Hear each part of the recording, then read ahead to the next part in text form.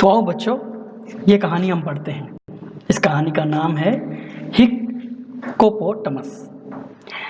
यह कहानी लिखी है गीता धर्मराजन ने और इस कहानी के चित्र बनाए हैं अतनु रॉय ने। चलिए शुरू करते हैं कहानी को।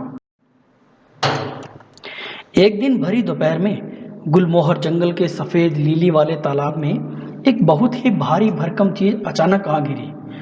धम, धड़ाम, छपाक। बचाओ, भागो भागो की आवाजें आने लगी। मुयल खरगोश, हनु बंदर और पोपट तोता जोर से चिल्लाए। सबके सब डरने में इतने व्यस्त थे कि किसी ने भी उस भारी भरकम चीज को तालाब से बाहर निकलते हुए नहीं देखा, सिवाय मुयल के। अरे हाँ, तुम कौन हो तुम? मुयल ने हिम्मत करके पूछा और उसकी आवाज कुछ दबी दबी सी थी। आखिर वह भारी भरकम चीज भी तो कितनी बड़ी थी। वह अजीब जानवर बोला, एक छोटी सी हिचकी लेते हुए। मैं हवासी हूं, एक हिप्पोपोटामस। हिप्पोपोटामस?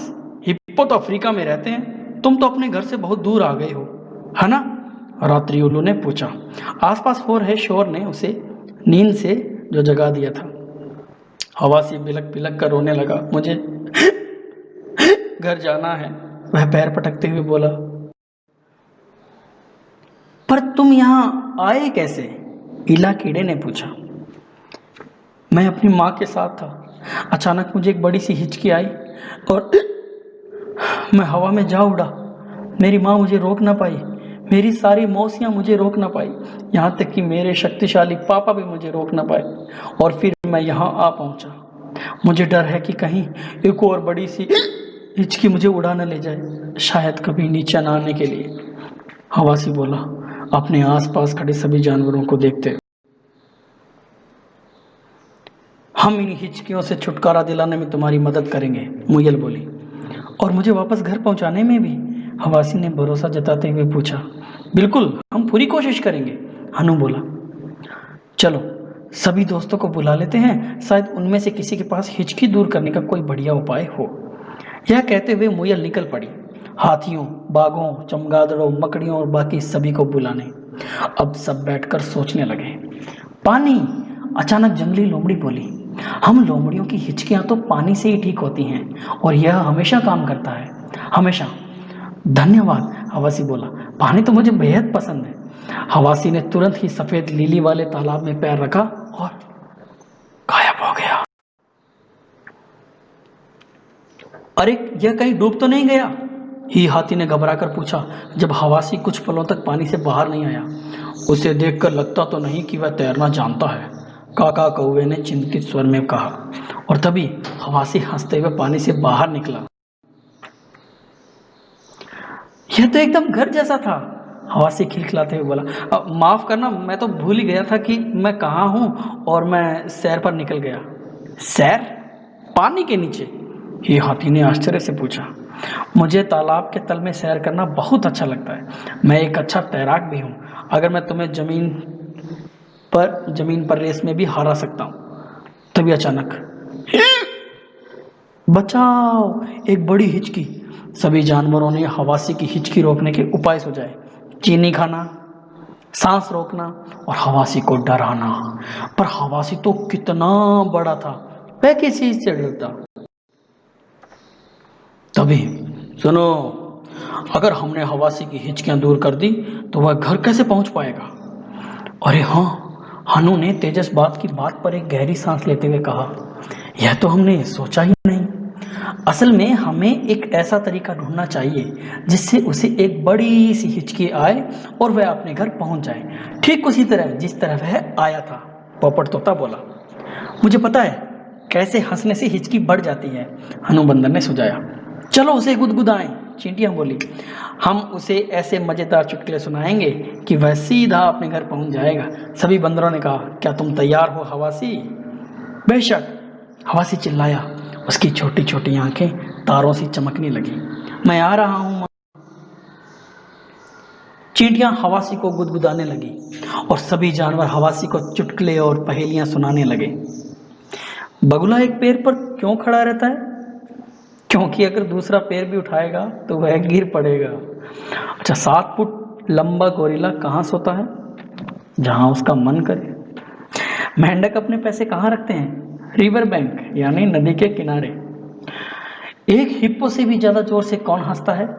2 हिप्पो। बंदर, हाथी, पक्षी सभी अपने अपने चुटकुले सुनाते रहे और जोर जोर से हंसते रहे, और उनके बीच था हवासी, हंसी से लोटपोट। उसने पहले कभी इतने सारे चुटकुले नहीं सुने थे, कभी भी नहीं। तभी हाथी के एक मजेदार चुटकुले के बीच हवासी को एक जोरदार हिचकी आई, सचमुच बड़ी, एक हिप्पो जितनी विशाल हिचकी। और हवासी उड़ता हुआ गया बरगद के पेड़ के ऊपर से, ठीक उसी तरह जिस तरह वह आया था। अलविदा दोस्तों और धन्यवाद, हवासी खुशी से चिल्लाया। शुभ यात्रा, सभी जानवरों ने एक स्वर में कहा। वापस घर। और अरे हाँ, इससे पहले मैं भूल जाऊं, कल ही गुलमोहर जंगल के जानवरों को धन्यवाद की एक गुरगुराहट सुनाई दी, अफ्रीका के मजिमा झरनों से। हाँ, आपने सही सोचा, वह हवासी हिप्पोपोटामस की ही थी। बताओ कौन? इनके नाम का मतलब है दरियाई घोड़ा। यह सुअर की तरह दिखते हैं और विशाल व भारी होते हैं। आप जैसे 200 लोगों जितना होता है इनका वजन। पर यह आपसे तेज दौड़ सकते हैं और अच्छे तैराक भी होते हैं। बताओ कौन है ये गजब के जानवर? हिप्पोपोटामस। हिप्पो की पीठ और पक्षों की खाल आपकी 4 उंगलियों की चौड़ाई जितनी मोटी होती है, और शायद इसलिए हिप्पो किसी और जानवर से नहीं डरते सिवाय जंगल के राजा शेर के। हिप्पो का मुंह इतना बड़ा होता है कि आप उसमें आसानी से पैर रख सकते हैं। ऐसा नहीं है कि आप यह करना चाहेंगे, पर फिर भी। वैसे तो हिप्पो शांत स्वभाव के जानवर होते हैं, उन्हें परेशान न किया जाए तो। पर अगर उन्हें गुस्सा आ जाए तो वे अपने मजबूत जबड़ों से पूरी की पूरी नाव तक को कुचल सकते हैं। हिप्पो को बेहद पसंद है अफ्रीका की नदियों में दिन भर आराम फरमाना। कभी कभी वे पानी के तल में सैर करने निकल जाते हैं और वहां से मुंह भर पौधे इकट्ठा कर लाते हैं। हिप्पो शाकाहारी होते हैं। उनके नथुने खाल के पल्लों से ढके होते हैं ताकि पानी उनके फेफड़ों में न जाए। शिशु हिप्पो पानी के भीतर पैदा होते हैं और वह चलने से भी पहले तैरना सीख लेते हैं। जैसे ही शिशु हिप्पो चलना सीख लेते हैं वे घूमने निकल जाते हैं। मादा हिप्पो उन्हें प्यार से वापस बुलाती है और उन्हें खाना खोजना, खतरों से दूर रहना और खूब मजा करना सिखाती है। तो ये थी कहानी हिप्पोपोटामस हवासी की।